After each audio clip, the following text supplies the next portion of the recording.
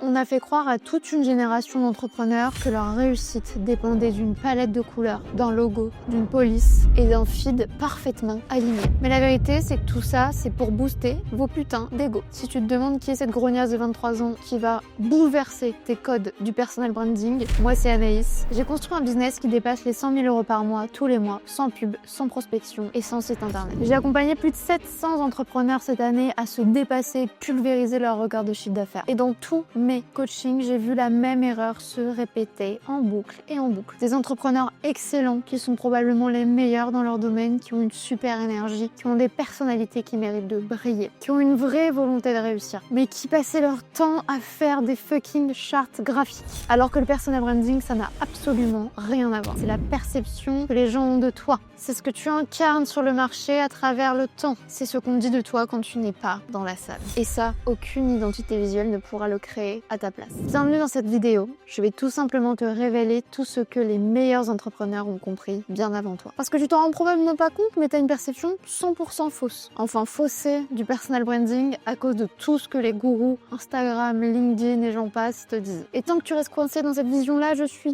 désolée de te le dire, mais tu n'avanceras jamais. Le personal branding, ça n'a jamais été une question d'esthétisme, ça a toujours été une question de positionnement, de stratégie, de perception alignée. Un message auquel on t'associe même quand t'es pas là, et surtout même une énergie. Limite, ça te dépasse en fait. Alors aujourd'hui, je vais te révéler les 5 secrets les mieux gardés du personal branding. Des choses qu'on t'a non seulement jamais dites, mais si tu restes jusqu'à la fin, tu vas même te rendre compte que ça va complètement à contre-courant de tout ce qu'on te rabâche toute la journée. Et personne n'en parle, donc je suis ravie d'un petit peu me soulager, vous raconter tout ça. Je parle en tant que personne qui a complètement explosé mon marché en quelques mois. Déjà, premier secret, le personal branding n'est pas un logo, c'est une perception. Le problème en fait, c'est que la plupart des entrepreneurs partent du principe que le personal branding, c'est ce qu'ils montrent. Et tout part d'eux, c'est très auto-centré. Alors qu'en réalité, il devrait commencer par ce que les autres vont percevoir d'eux. Le prisme par lequel les prospects vont regarder, c'est beaucoup plus important que ce que eux ont envie de se donner comme personnalité ou quel est le résultat de leur introspection. On s'en fout. Pour t'expliquer simplement, c'est ce que je disais en intro, le personal branding, c'est comment les gens vont parler de toi quand tu n'es pas là. Comment ils vont te décrire. Et ce que cette personne peut dire va malheureusement ou heureusement, si tu maîtrises, révéler à 100%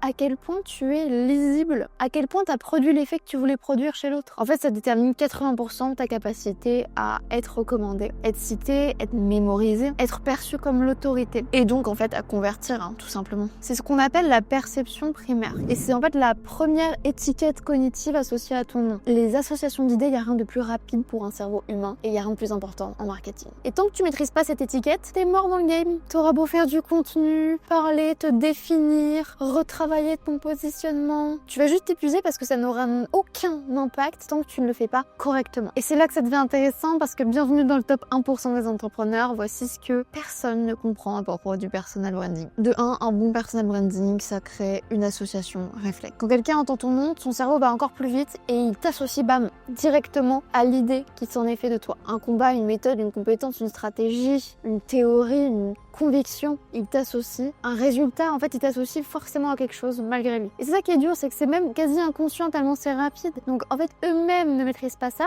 C'est ton rôle de maîtriser l'effet produit. Moi, par exemple, pour mes prospects, je suis la meuf qui fait 1 million d'euros sans pub et sans prospection et qui apprend aux autres à faire pareil. Je suis aussi l'entrepreneuse la plus jeune qu'ils connaissent en général. Donc ça fait des associations d'idées qui sont parfaitement maîtrisées de mon côté et c'est des choses sur lesquelles je joue beaucoup dans ma communication. Deuxième point, en fait, ton audience va pouvoir te décrire sans ton prénom. C'est l'indicateur super violent mais assez fiable en fait. Personne ne te décrira selon des éléments visuels, ta palette de couleurs ou ta police, ça je peux te le garantir. Le vrai branding, c'est la phrase qui commence par oui, c'est celui, mais tu sais, c'est celle qui, ou ouais, c'est celui qui fait ça, ou c'est celui qui est ça. C'est super important. Unlocker cette phrase chez les gens. De toute façon, elle arrivera, donc si vous la maîtrisez pas, croyez-moi qu'elle arrivera pas en votre faveur. Donc là, maintenant, tout de suite, c'est la 3e étape. Choisis 3 à 5 associations d'idées pour toi. Ne sois pas victime de ta cible. C'est un choix actif. Pas 10, pas 15, 3 à 5. Et c'est là que c'est la clé. Ton contenu doit les répéter et répéter et répéter et répéter. Pour toi, ça devient limite barbant parce que ça te semble évident, mais pour ta cible, c'est nécessaire. Ça doit arriver au stade de verbatim, tellement c'est des choses que tu répètes, des petites expressions clés en fait. Et c'est justement ce 4e point. Définis ta manière d'exister aux yeux de ta cible. C'est la façon dont tu t'exprimes, ton niveau de vocabulaire, ton niveau de clarté. Est-ce que tu es tranchant ou doux? Est-ce que tu es technique ou vulgarisateur? Ou les deux. Ton ton, c'est vraiment la première chose que les gens retiennent. tienne, ça c'est sûr. C'est du copywriting. Ton idée signature, donc là c'est clairement ta promesse, hein. Ta cohérence globale. Est-ce que ta manière d'agir, parler, te représenter, elle est cohérente avec ce que tu prônes? Est-ce que ça raconte la même histoire? Est-ce que ton énergie soutient ton discours? Est-ce que ton positionnement il est clair et cohérent dans tous tes formats, tous tes contenus? Ça c'est le genre de trucs qui peuvent casser instantanément la confiance que vous avez avec votre audience. Mais chez vous, les gens ils sont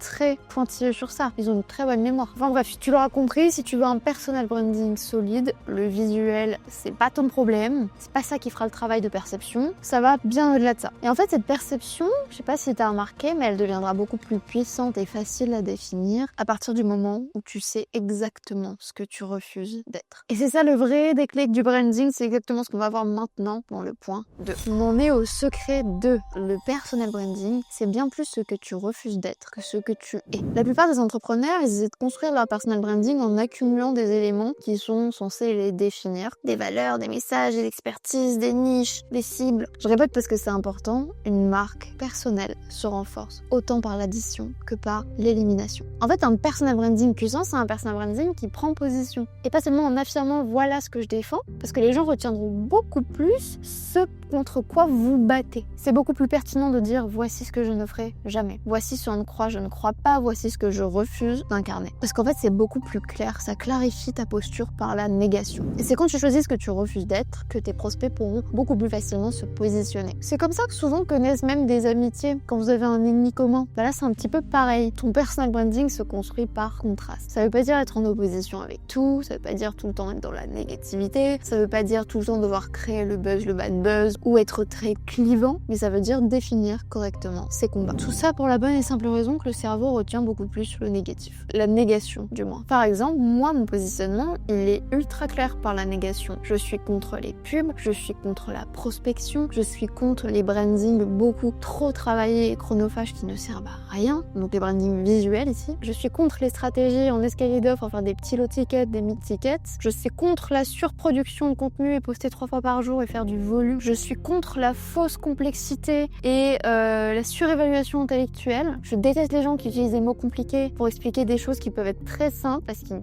ne supporteraient pas se mettre au niveau de leur audience. Je suis contre les offres en abonnement, rien de pire pour les offres transformationnelles. Je suis contre courir après la viralité. Je suis contre les masterclass de lancement dans la plupart de vos cas. Bref, voilà. Et tout ça, mon audience le sait très bien, ce qui fait que quand j'ai des prospects au téléphone, limite, ils s'excusent d'avoir pratiqué telle méthode ou ils me disent à demi-mot qu'ils ont testé des pubs et ils sont un petit peu gênés ou ils me disent je sais que tu détestes ça ou et c'est drôle parce qu'en fait ils ont une perception encore plus poignante que ce que je pense réellement. En réalité, c'est pas que je m'en fous, mais c'est que les pubs, j'y pense jamais. Mais dans ma communication, j'insiste bien dessus. Parce que je sais que c'est une douleur pertinente. Parce que je sais que c'est quelque chose qui va me réunir avec mes prospects. Ils me disent aussi beaucoup au téléphone, je pense la même chose que toi sur ça, ou t'avais raison sur ça. Et en fait, on gagne du temps, ils me connaissent par cœur. Donc les clients se reconnaissent d'abord dans le refus, le rejet. C'est pas tes valeurs qui créent l'attachement de ton audience, c'est tes prises de position qui, du coup, induisent beaucoup plus facilement tes valeurs. Plus tu es flou, plus tu es invisible. Si tu définis pas ce que tu n'es pas, ton message peut s'étaler très facilement. Ton branding deviendra plat, ta communication se diluera. C'est poser un cadre en fait, dire ce que tu feras pas aussi. Et un branding fort, c'est donc exclusif et pas inclusif. Et justement, on en arrive à notre secret numéro 3. Le personal branding, c'est de la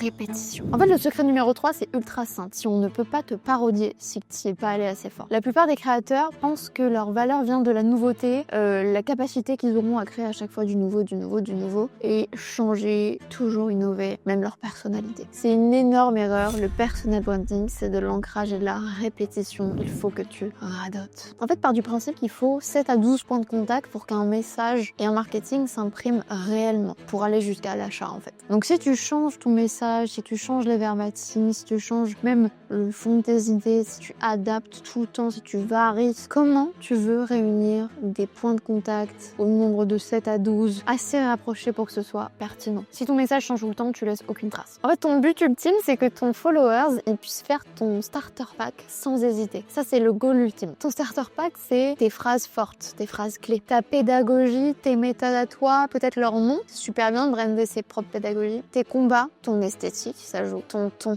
des expressions qui sont bien à toi, qui reviennent. Et d'ailleurs, petite anecdote perso, je suis beaucoup copiée sur Instagram. On se rend pas compte, mais je deviens des trends à moi toute seule. Et ce qui est bien, c'est que j'ai un branding tellement fort que les gens le savent instantanément que c'est de la copie. Ils m'envoient des carousels de gens toute la journée, ils m'envoient leur réel où ils m'ont copié. Et ouais, ils vont même jusqu'à copier le ton, etc. C'est intéressant parce que les gens le voient, personne n'est dupe. Quand tu as un branding fort, t'es imitable, parodiable, c'est génial, mais ça reste une vague parodie. Copier la forme, belle tentative, jamais l'énergie. Tu vois ce que je veux dire? Est-ce que tu comprends l'importance de tout ce qu'on vient de voir déjà? J'ai l'impression que pas assez de monde vous le simplifie dans ce sens-là. J'espère que oui, parce que c'est franchement super important. Et maintenant que tu comprends l'importance de la répétition, je vais te dire quelque chose que personne n'ose admettre. Tu peux avoir un branding super fort, clair, cohérent, mémorable, et ne faire aucun chiffre. Et ouais, désolé, je casse le mythe, parce que les personal branding tout seul, ça ne vend absolument rien. Et ouais, même si t'as tout bien appliqué jusqu'à maintenant, ça ne suffira pas pour te faire ton chiffre d'affaires. Et c'est pour ça que les secrets 4 et 5 sont très importants, j'insiste. Je compte sur toi pour les appliquer encore plus que les premiers. Donc reste bien accroché. Au passage, avant qu'on continue et avant que j'oublie, je te préviens maintenant parce que ça part très vite. J'ai réouvert 10 places en coaching offert ce mois-ci avec moi. C'est des audits stratégiques gratuits. En 15 minutes, j'ai le temps de révolutionner ton business plus que ce que tu ne l'as fait ces derniers 6 mois. C'est 15 minutes, on regarde ta structure, ton positionnement, ton offre, ta stratégie de contenu, ta stratégie de vente, tout. Je t'explique concrètement ce qui bloque dans ton système actuel et quelle est la solution. C'est pas un appel de vente déguisé, c'est pas un diagnostic ChatGPT à la con, c'est vraiment une consultation 360 full valeur. Et c'est pour ça que je prends que 10 personnes et que je suis ultra sélective. Non seulement il faut être le premier arrivé pour être le premier servi, mais il faut aussi être pile poil dans mes critères. Donc remplis le quiz et tu auras probablement l'occasion de gagner un coaching avec moi. Le lien est juste en description. Voilà, c'est dit. Reprenons. Le secret 4, il est terrible pour toi, il est terrible à entendre. On arrive au cœur de la vidéo, c'est le moment de poser carte sur table et te dire la vraie vérité. Avoir un branding fort, même excellent, ça ne te garantira jamais d'avoir du chiffre. Aujourd'hui, il y a des entrepreneurs extrêmement visibles, même omniprésents, ouais. Celui ou celle à qui tu penses là. Ils sont respectés, c'est soi-disant des autorités, ils font des centaines de podcasts. Mais ils sont pauvres et personne ne le sait. Tout le monde croit. Et on associe comme ça leur réussite entrepreneuriale à leur visibilité, à leur branding. C'est tellement faux, mais si vous saviez, je suis très souvent la plus riche de la salle et bientôt la plus reconnue, rassurez-vous. Et je le sais parce qu'ils viennent se faire coacher par moi. Donc voilà, j'ai les insides, je balance pas les noms, je reste sympa. Je le dis sur le ton de l'humour, mais évidemment que je suis ravie de les accompagner. C'est juste que peu de monde comprend cette nuance-là en fait. Ils ont passé ces derniers mois, ces dernières années à construire ce branding en pensant que le chiffre allait suivre, et c'est faux. Et pour avoir une puissance stratégique aussi importante que la mienne, quoi de mieux que de faire appel à Bibi? Enfin bref, la raison à ça, elle est très simple. Le personal branding, c'est un levier d'influence, oui, mais ce n'est pas une stratégie de vente. Spoiler. Et pour vendre, en fait, c'est plutôt simple de mon point de vue, puisque j'ai créé cette stratégie et que je suis la seule en organique à faire autant de chiffres. Donc je vais te la donner. Il y a 3 phases. Pourquoi 3 phases? Parce qu'il y a 3 profils psychologiques d'acheteurs que j'ai théorisés, on va dire. Le premier profil psychologique, je l'appelle l'acheteur intellectuel. Lui, il s'en balèque de ton personal branding, littéralement. Ça lui touche une sans faire bouger l'autre, pour être poli. Lui, son trigger d'achat, c'est de te trouver beaucoup plus compétent que la moyenne de ce qu'il a vu. C'est la compétence. Et moi, je sais que je suis une acheteuse intellectuelle. Je ne travaille qu'avec des gens que je trouve surcompétents, ultra smart, qui me délivrent de la valeur concrète avant d'acheter. Si cette phase n'est pas solide, déjà, tu vas construire de la visibilité probablement sur du vent et que des personnes qualifiées. Alors dans ce cas-là, ta visibilité explose de manière ciblée, c'est incroyable. Et en plus, tu passes à côté de tes premiers acheteurs. Deuxième profil psychologique d'acheteur, c'est l'acheteur analytique. Lui, il voit la phase 1, il se dit ok, cette personne est smart,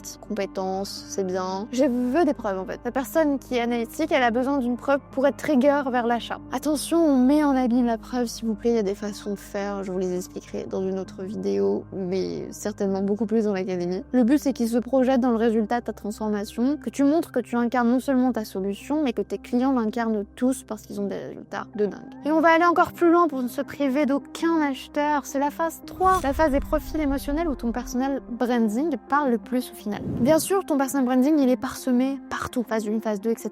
Mais la phase 3, c'est son moment de briller très ouvertement. C'est ton ton, tes convictions, tes valeurs, ta pertinence personnalité, les angles morts de ton business, les angles morts de ton caractère. C'est ici qu'il faut les faire valoir. C'est ici. C'est là où les acheteurs émotionnels, ils ont leur déclic d'achat. Mais les acheteurs émotionnels ont besoin de passer par la phase 1 et la phase 2 pour avoir leur déclic à ce moment-là. Si tu fais que du personal branding, tu ne convertis personne. Tu n'as planté aucune graine de la vente dans l'ordre. Comment tu veux qu'un arbre sorte de terre sans avoir planté la graine? Je te le demande. Et du coup, tu crées un vrai arbre habillé dans la situation, ce qui est plutôt cool, c'est un peu mon rêve. Et en fait, le problème véritable du marché aujourd'hui, je trouve que c'est qu'ils arrivent direct en phase 3. Ils font que de la phase 3, ils croient que ça va suffire. Ils montrent leur lifestyle, leurs croyances, leurs extraits de podcasts, leur storytelling, leur histoire. On a compris. C'est bien, ton personal branding est comme ça, mais ton portefeuille est comme ça. En fait, personne ne comprend pourquoi on doit les écouter, c'est tout simple, donc pourquoi ils vous donneraient des centaines voire des milliers d'euros? C'est logique. Je suis sûre que la plupart de leurs audiences savent même pas ce qu'ils font vraiment. En fait, la vérité, elle est très simple. Ton personal branding est un amplificateur de tes ventes. Mais amplifier 0, ça revient à 0. Le personal branding ne remplacera jamais la vente. Et en fait, une fois que tu comprends ça, tu comprends presque le dernier point qui est essentiel. C'est que le but ultime du personal branding, ça n'a jamais été d'être juste visible. Le but, c'est d'être mémorable, fucking mémorable. Et cette phrase est si importante que j'en fais mon 5e point. Le secret numéro 5, en fait, c'est le plus important. Ce n'est pas la visibilité qui crée un personal branding puissant, c'est sa mémorabilité. Beaucoup trop d'entrepreneurs cherchent des vues, des likes, des followers,